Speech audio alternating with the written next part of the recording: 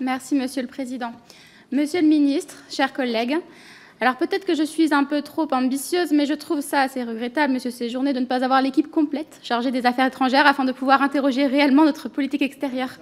Oui, Monsieur Macron, qui nous a montré depuis le début du génocide à Gaza que c'était lui qui prenait toutes les décisions et que c'était à vous, Monsieur Séjourné, de vous adapter.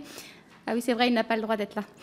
Les 750 millions d'euros d'économies sur l'APD annulent de facto toutes les hausses du PLF, qui n'étaient qu'un équilibrage sur l'inflation. Cette coupe budgétaire inédite, alors que vous aviez promis de réarmer la diplomatie française et que le président s'était engagé à augmenter les crédits de 22% d'ici à 2027, eh bien c'est encore un renoncement. Vous avez renoncé à vos propres engagements et les ONG de solidarité internationale vous ont interpellé en ce sens. La loi qu'Emmanuel Macron a lui-même initiée et promulguée en août 2021 après son adoption à l'unanimité par l'Assemblée nationale garantissait l'investissement dans l'APD.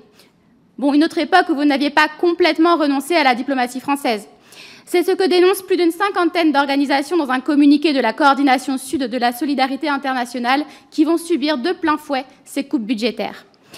Oui, parlons de la traduction matérielle de vos renoncements idéologiques.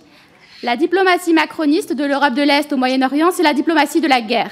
Il n'y a plus de travail stratégique sur le long terme confié à des professionnels de la diplomatie, ou même quand il y en a, les trop nombreuses contradictions le rendent caduc. Ce n'est que de la communication malsaine et vide, axée autour de la seule personne du président. Avez-vous renoncé à la paix et à la solidarité internationale au profit de la guerre? Comptez-vous continuer de trahir les valeurs de la France et son héritage diplomatique qui en faisait une des forces équilibristes du camp occidental? Et par conséquent, envisagez-vous en toute logique de transférer le Quai d'Orsay au ministère de la Défense?